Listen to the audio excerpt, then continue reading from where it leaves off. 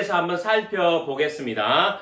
사실 분사구문은 학생들이나 여러분들이 조금 어려워하는 파트입니다. 그러면 우리가 내용을 한번 살펴보면서 어느 지점이 좀 어려울 수밖에 없는지 우리가 내용을 한번 따져보면서 나중에 한번 보겠습니다.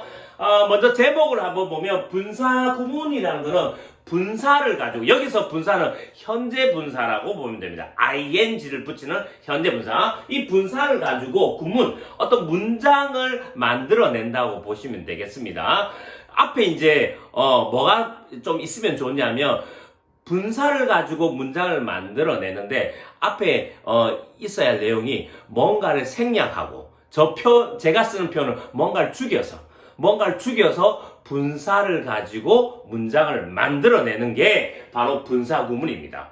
자, 이제 본격적으로 한번 설명을 해보겠습니다. 예를 들면, 자, 이런 한국말이 있다 생각해보세요. 비록 그가 살지만 영국에서, 보통 영국에 살면 영어 잘해야 되죠. 그런데 그는 영어를 잘 말할 수가 없어요. 이런 문장이 있다고 가정해 보겠습니다. 그러면 이걸 영어로 한번 해보면 although가 비록 뭐뭐이지만이에요. 비록 그가 살지만 in England, 영국에서 살지만 he can speak, 그는 말할 수가 없어요. 영어를 잘 말할 수가 없습니다. 그래서 얘는 앞쪽에 문장이 하나, 뒤쪽에 문장이 하나, 두 개입니다. 문장이라는 건 잠깐 얘기해보면 주어와 그는, 산다, 동사, 그는 주어와 말할 수 없다, 동사, 이렇게 주어와 동사가 있으면 이걸 문장입니다. 그러니까 앞쪽에 문장이 하나, 뒤쪽에 문장이 하나, 이렇게 지금 두 개가 된 겁니다. 자, 이 분사구문의 출발점은, 자, 이걸 이제 길잖아요. 굉장히 길잖아요. 이걸 줄일 수는 없을까? 가능하다는 겁니다. 자, 첫 번째, 문장이 이렇게 두 개가 있습니다. 요걸 접속사라 하는데, 이 접속사가 있는 문장과 없는 문장이 두 개가 있으면, 자, 이걸 과연 줄여줄 수는 없을까? 줄일 수 있다는 겁니다. 그러면 여러분들 보시기에는, 자, 줄일 때 앞쪽을 줄일까요? 뒤쪽을 줄일까요? 문장의 경중을 따지면, 비록 그가 영국에 살지만 이 내용보다 더 중요한 말이 영어를 잘 말할 수 없다는 겁니다. 그러니까 줄일 때는 앞쪽을 줄이는 겁니다. 아시겠죠? 그러면 앞쪽을 줄이는데 당장 우리가 없어도 되는 말이 있어요. 그게 뭐냐? he입니다. he. 왜? 뒤쪽에 he가 있기 때문에 결국은 뒤쪽을 보고 앞쪽을 생각을 충분히 할 수 있습니다. 그러니까 he는 죽여도 됩니다. 제가 쓰는 표현은 죽입니다. 첫 번째 죽였습니다. 자, 두 번째가 사실 어렵습니다. 저기 제일 앞에 있는 저 접속사로 하는데 이 접속사를 죽여야 돼요. 자, 문제는 이 접속사를 죽이면 although, 비록 뭐뭐이지만, 때로는 because, 뭐뭐 때문에, 이런 말도 여러 가지가 있습니다. 뒤에서 배우겠습니다. 이 접속사를 죽이면 저 의미를 어떻게 파악하냐는 겁니다. 쟤를 죽여버리면 제가 흔적을 찾을 수가 없어요. he는 흔적이 뒤에 있으니까 의미가 파악이 되는데, 쟤를 죽여버리면 의미를 파악이 힘들다는 겁니다. 이 부분이 바로 분사구문이 어려운 이유입니다. 이 앞에 접속사를 죽여야 되는데 이 접속사를 죽여버리니까 의미 파악이 안 돼요. 이래서 분사구문이 어렵다는 겁니다. 그래서 자, 그러면 이제 의미 파악이 어떻게 되냐? 결국은 이 앞에 문장과 뒤에 문장의 나머지 단서를 가지고 저 의미를 유추를 해야 됩니다. 조금 이따 그건 자세히 하겠습니다. 그래서 자, 분사구문을 만드는 법, 정리된 걸 조금 보겠습니다. 그러니까 먼저 줄일 수 있는 게 당장 he가 두 번 반복되니까 he를 생략 가능하다. 이게 결국 한 번 죽이고요. 두 번째 접속사를 생략합니다. although였죠. 두 번 죽입니다. 근데 아까 말씀드렸지만 의미 파악을 어떻게 할까? 두 문장의 의미로 유추해서 파악해야 되고, 이게 이제 사고 유추가 들어가니까 이 분사구문이 어려운 이유가 여기 있습니다. 저 접속사를 죽여버리거든요. 자, 그래서 마지막으로 해야 될 게 왜 분사구문이냐? 마지막으로는 이제 동사를 찾아서 ing를 이렇게 붙입니다. 이때 이 현재 분사죠. 이게 현재 분사기 때문에 이 분사 구문. 그래서 결국은 두 번을 죽여서 분사 동사에 ing를 붙여서 분사를 가지고 새로운 뭔가를 만들어낸다.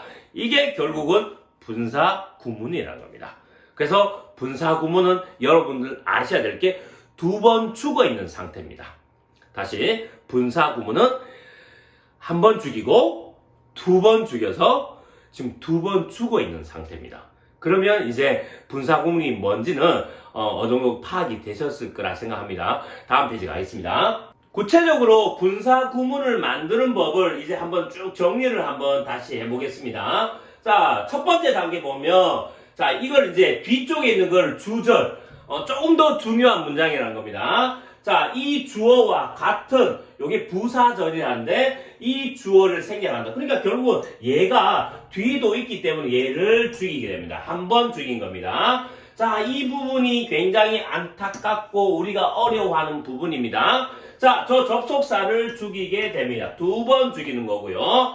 그 다음에, 자, 앞에 있는, 자, 문장에서 동사를 찾아야 돼요. 원래 ing 분사는 동사에 붙이는 거니까 동사를 찾습니다. 찾아서 원래 s가 없는 거죠. 동사 원형에다 e로 끝났죠. 자, 원래 leave e로 끝나는 e 빼고 ing를 붙여서 이렇게 ing를 붙이게 됩니다. 이게 분사니까 이 분사를 가지고 두 번 죽여서 최종적으로 분사를 가지고 어떤 문장을 만들어낸다. 두 번 죽인다. 이게 분사 구문입니다. 그래서 결국은 자, 이 부분이 자, 완성된 그림입니다. 그래서 although he lives in England 이러면 이걸 줄여서 결국은 living in England 이렇게 줄여서 죽어 있는 문장을 만들 수가 있습니다. 이걸 이제 조금 기존 책에서는 부사절 문장 있죠. 주어동안 문장이 있는 이 구문을 두 번 죽여서 얘를 죽여서 동사 원형의 ing에서 분사 구문이라는 걸 최종적으로 만들어내는 겁니다. 그러니까 이제 간략하게 된 거죠. 자, 두 번 죽여서 좀 힘들긴 하지만 굉장히 심플하게 문장이 만들어지는 거죠.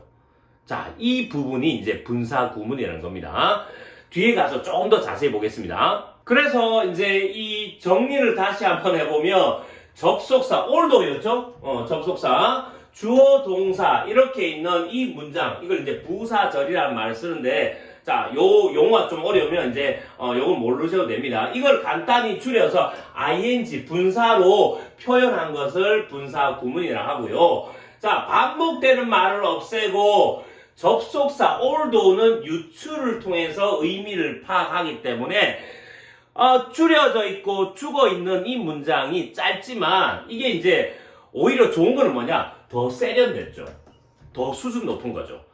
반복되는 말을 좀 줄여주고 유추해서 생각해서 의미를 파악할 수 있는 것은 완전히 줄여버리는 게 사실 언어에서 더 세련되고 더 수준이 높은 말입니다. 우리에게는 어렵죠. 그래서 그 지점이 어렵다는 겁니다. 우리가 생략되어 있기 때문에. 특히 접속사 앞에 although를 죽여버리니까 이게 이제 좀 어렵다는 겁니다.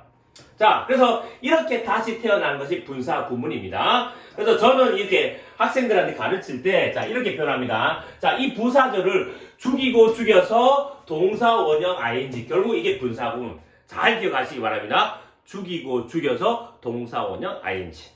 죽이고 죽여서 동사 원형의 ing. 그래서 두 번 죽이는 게 분사 구문. 분사 구문 두 번 죽이는 겁니다. 자, 그래서 he 뒤에 쓰니까 죽이고요. 얘는 죽입니다. 안타깝지만 동사 원형의 ing입니다. 그래서 자, 죽이고 죽여서 분사 구문으로 더 세련되게 표현한 것도 중요하지만 이제 우리가 다음에 해야 될 일이 더 중요한 것은 지금 죽어있는 이 문장을 듣거나 읽으면서 머릿속에서 원래 죽어있던 문장을 뜻을 파악하는 것. 다시 얘가 어떤 의미인지를 파악하는 게 상당히 어렵고 중요한 겁니다. 왜? 이미 생략되어 있기 때문에 이걸 세련된 문장을 들으면서 그 생략되어 있는 내용을 의미를 파악하는 게 상당히 좀 쉽지 않습니다. 그걸 다음에 이제 한번 살펴보겠습니다.